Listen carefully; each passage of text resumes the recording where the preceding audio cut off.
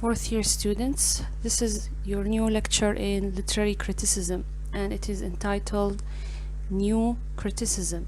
It comes after the Victorian age, and historically speaking, the time period which comes after the Victorian age is the 20th century. So when we speak about new criticism, we are talking about criticism in the modern age, in the 20th century. And you are already familiar with this age because you are studying it in poetry, in drama, I think also in novel. So when we speak about the criticism in the 20th century, there is a certain problem. Notice here, there is a certain problem concerning literary criticism here. What is this problem? Actually, literary criticism in the 20th century is diversified. What does it mean, diversified? It means that now we have many, let's say, theories, many ideas, but each one of them can't stand alone as a theory by itself. So there is no one idea or theory for a long time. There are just several ideas, several theories that maybe last for a very short period of time and then they disappear. Most critics emphasized either a biographical or historical approach to the text. What does this mean? It means that the critics, they, instead of, let's say, analyzing the text itself, what do? They go and study, let's say, the biography of the writer.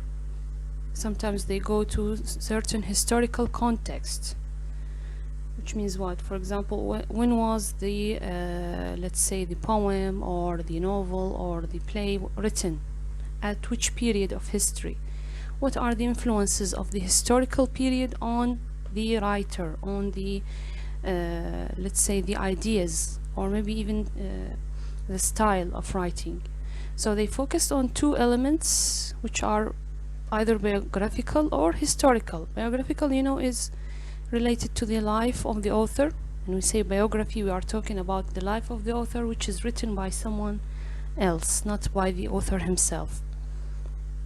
So they mainly focused on having a certain context. If you notice, when we say biography and when we say history, we are talking about placing the literary work in a certain context. Okay, يعني سياق. Therefore, what do we have in modern age? If you remember in the previous periods that we studied, whether the classical, the Middle Ages, the New Classical, the Victorian, each time we were taking a certain author, maybe he's a philosopher, a critic, a poet sometimes, and we take from his own work a certain essay or a book that he has written, and we say, for example, that he has a certain idea or theory concerning literary criticism. But in the 20th century, we have schools. We have schools of criticism, not just one person or one critic or one theory. We have schools of criticism. Most of these schools concentrate on one or more aspects of a text rather than all the artistic elements of the text. What does this mean? It means that, for example, just like we have mentioned here, one of the schools of criticism would take the biographical aspect of the text and they will study the text in the light of the biography of the writer. Others may consider let's say, maybe the figures of speech in a poem, and they would analyze and study the poem based on that. Some others would think of the age in which the let's say the work was written. So each one of them take just one element and they don't analyze every single element in the work of literature. What are these schools? Let's take a look here. So we are talking here about which schools? Schools of criticism in the 20th century, or let's say in the beginning of the 20th century. So we have many schools. which are here, as you notice. There are 5 schools. The first one is called extrinsic. Extrinsic, what we mean by this word is external, something from the outside. Extrinsic analysis, which means what? It means that I take some outside element and I study what is the effect or what is the influence of this outside element on the text. And in this case, it is what? It is history or biography. These elements are considered to be something from the outside of the text. I'm not studying or analyzing something inside. I'm not taking, for example, characters from inside the text. I'm not taking certain linguistic aspects of the text. No, I'm taking something from the outside, which is the life maybe of the author, or some historical event. For example, you remember when we studied the Industrial Revolution. The Industrial Revolution is a historical event. So if I study a novel which is written in the let's say in the 18th century, it is the time in which the revolution took place. As a critic, I would take the Industrial Revolution as a historical event which influenced the characters, the ideas. Maybe the author actually considered criticizing or saying something about this revolution in his novel. So this is what we mean by extrinsic. It is examining elements outside the text to uncover means to find or discover the text's meaning. Okay, so this one here I think is clear. The second one is called impressionistic say critics school. What does this school focus on? How we feel and what we personally see in a work of art is what really matters. From the name itself, impressionistic, what does it mean? It means that it analyzes the impressions of the reader. As a reader, how I feel about a certain work of literature. What are the personal ideas or feelings that I have as I am reading this poem or that novel? You see, the critics of the impressionistic school, they see that the way that the reader understand and perceive a work of literature is what really matters in criticizing this work. Why? Because finally, who's going to be the audience? Who's going to be the reader? It's us, let's say those who are concerned or who like to read poetry or literature.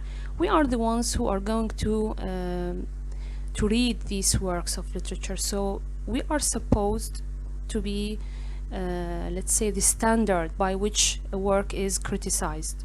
Okay, this is concerning the impressionistic.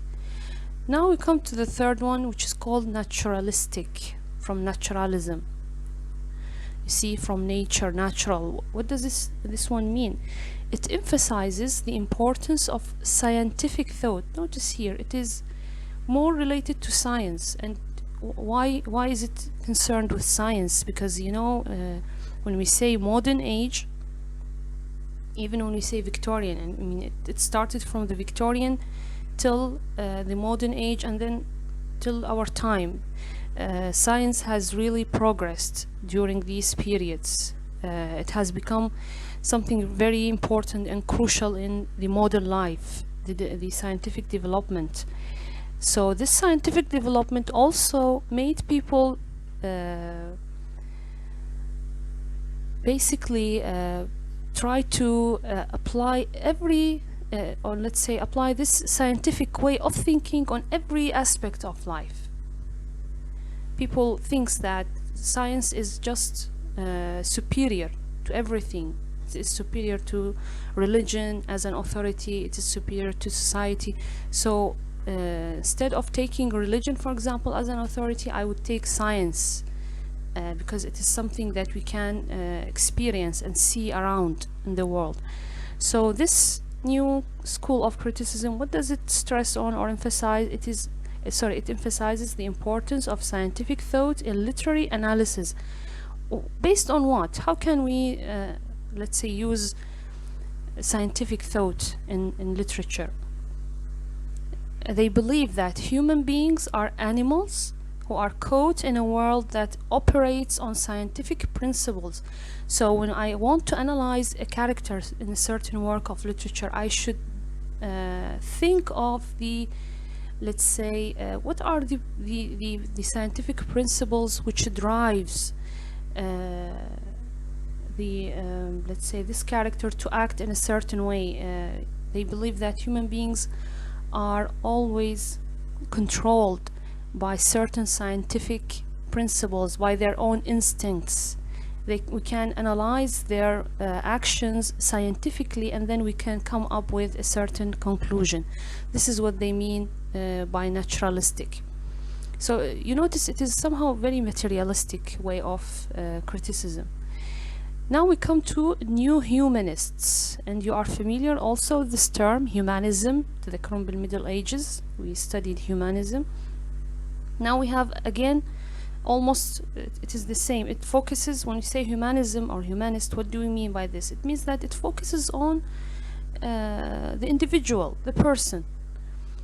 They value moral qualities of art. You see, moral, akhlaqi. What does it mean? It means that if I want to criticize a certain work of literature, I should see whether it contains certain moral qualities or standards.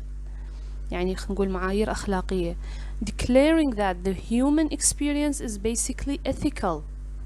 There should be some kind of moral end. Let's say, for example, if it is a novel, a very long novel, the final result or conclusion of the story or the plot, it should reaches to a certain moral outcome.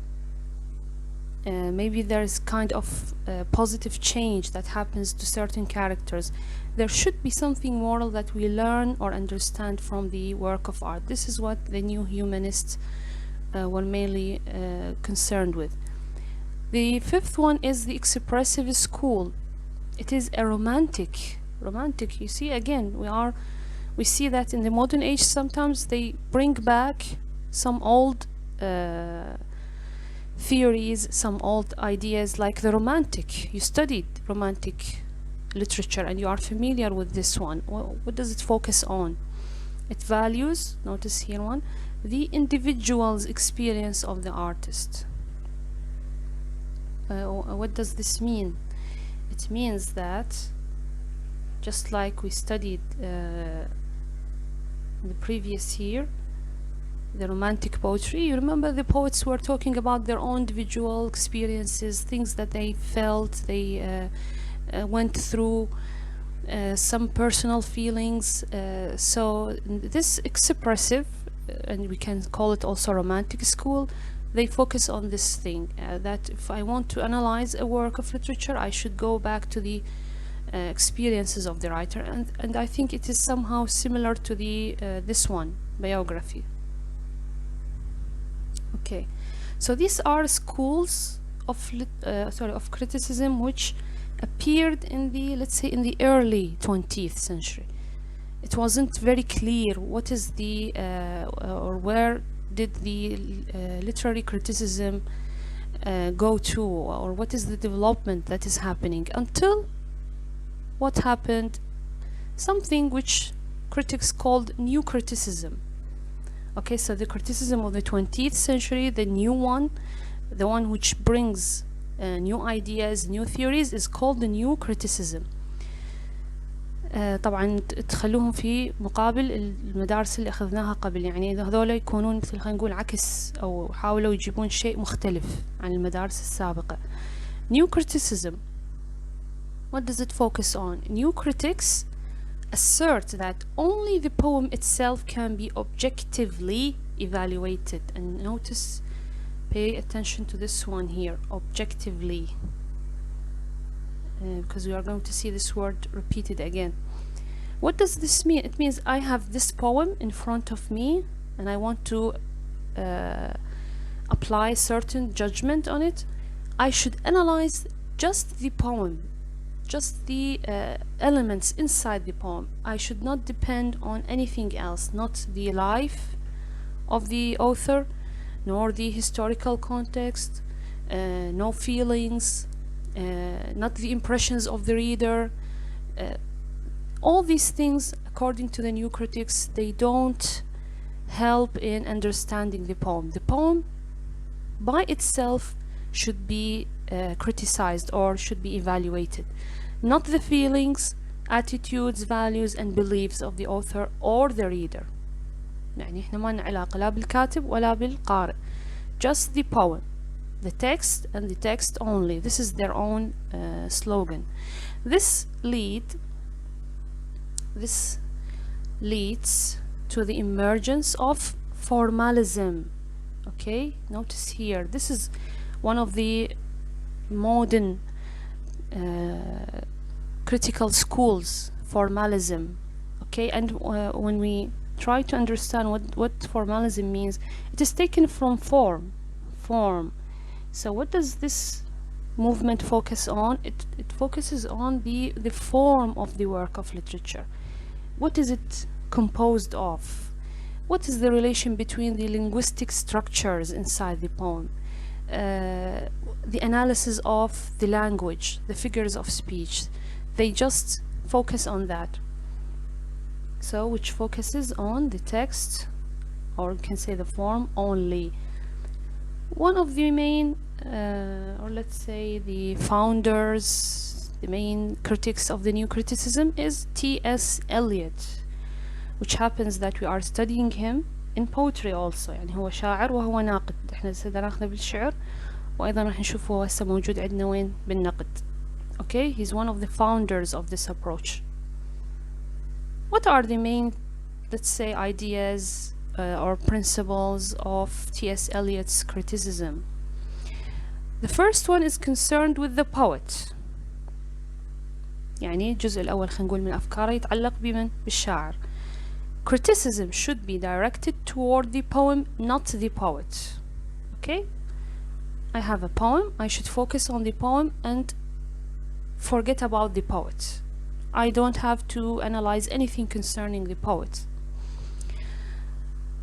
So, in this case, does this mean that the poet doesn't have any role?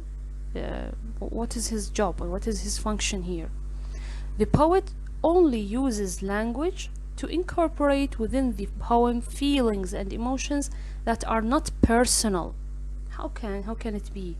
What does it mean, feelings and emotions that are not personal? How can he talk about something which is not related to him? But common to all humankind. This is the point here. The poet, when he wants to speak about certain feeling or emotion, he should make sure that this feeling or emotion is understood by all mankind, or it is something that all mankind feel or experience, something impersonal, something common to all people.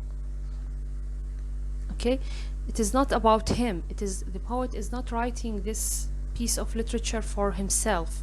He's writing it so that others can read it and relate to it. You see, in this way, poetry is not freeing of the poet's emotions, but an escape from them. He just wants to communicate to other people feelings and emotions that are common to all of us. All of us can read and understand them. You see, this is what we call objective way of writing. It means that the poet is not concerned about himself. He's concerned about letting others know about these ideas and feelings. What about the reader? The reader of poetry must be instructed concerning literary technique. A good reader analyze the poem based on its form, structure. What does this mean? So if I am a reader now and I want to read literature, according to T.S. Eliot, I should have certain qualities. I should be very good in, let's say if I'm reading a poem, I should be very good in poetry. I should know figures of speech. I should know something about the rhythm. I should know something about the rhyme schemes, the let's say the forms of poetry. For example, I should know sonnet. What is it composed of? I should know the lyrical poem. So I need to have all this kind of poetical or poetic education. Then I can read this poem. Such a reader must be trained in reading poetry, especially Elizabethan metaphysical. يعني أنا مو مثلا أجي أقرأ قصيدة وأنا بحياتي بعمري ما قاري شعر. According to T.S. Eliot, I'm going to be a bad reader, poor reader. I should be a well-educated reader in poetry, and then I can come and read the poem and criticize it. يعني باختصار القارئ يجب أن يكون مطلع أو مثقف. So this view means that T.S. Eliot believes that literature should be written just for a specific group of people, the educated, the elite, نخبة يعني الناس المثقفين والقارئين فقط. So you see, here we have concerning the poet and here concerning the reader. Other important things you also need to consider concerning T.S. Eliot's criticism.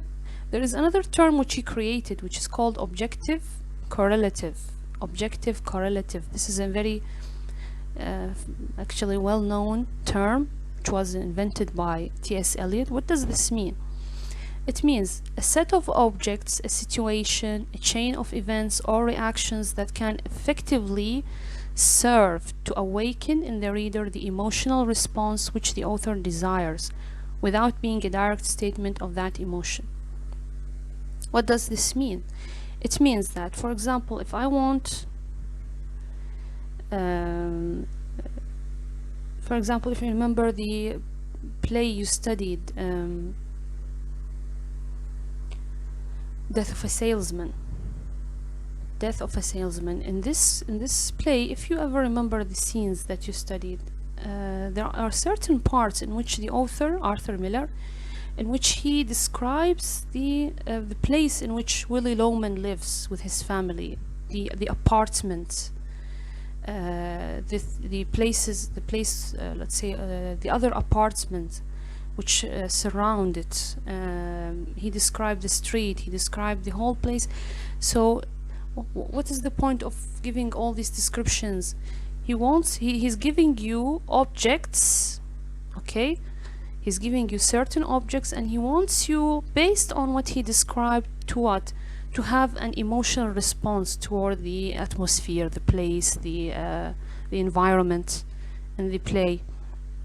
Instead of directly telling you how does it feel, he gives you different objects. He sometimes make you listen to the character speaking in a certain way, and then he depends on you to realize or to feel what is it like, for example, to be in this situation. What is it like to be living in such a place?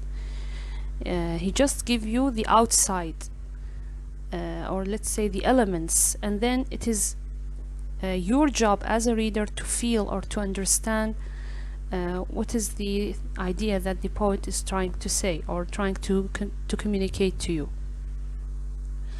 So these are objective things that are outside and that can make you feel in a certain way. The poem exists like any other object by itself. That's why it should be judged alone. يعني الpoem عندها وجودها الخاص. يعني it is, we can consider the poem as something that exists alone by itself. The relationship between an author and his work is similar to the relation of the catalyst to a chemical reaction. Those of you who have studied chemistry in high school, يعني جماعة العلم تعرفون بالكيمياء. Catalyst in chemistry, what does it mean? Catalyst in a chemical reaction, it doesn't go inside the chemical reaction. It just influence, but it is not part of it. Like what? For example, the presence of the catalyst, يعني هو ما يسمى بالعربي أعتقد المحفز. For example, heat. Sometimes there are certain reactions in which you need to make to expose the elements to certain heat. خلينا نقول أشعة الشمس أو حرارة النار مثلا. This heat causes or maybe it enhances the reaction but it is not part of it. يعني ما راح يطلع لنا شيء، يعني هو ما يدخل بعملية التفاعل، هو مجرد يحفزها يعني. You see? But it is not affected by the reaction. It only assists in bringing out a certain result. Similarly، شوف هاي الفكرة شنو ربطها بالموضوع. Similarly, the author's mind serves as a catalyst. This is how an author take himself away, let's say, from his work. He's just a catalyst. The author's mind is just a catalyst which helps what? Bring out the ideas, the thoughts, the experiences and emotions of the author, but it keeps the author away from them. He doesn't involve himself in them. It is not personal, as we mentioned. It is objective. It is more common or related to all humanity or humankind. So this was in brief our lecture about new criticism. Thank you very much for listening.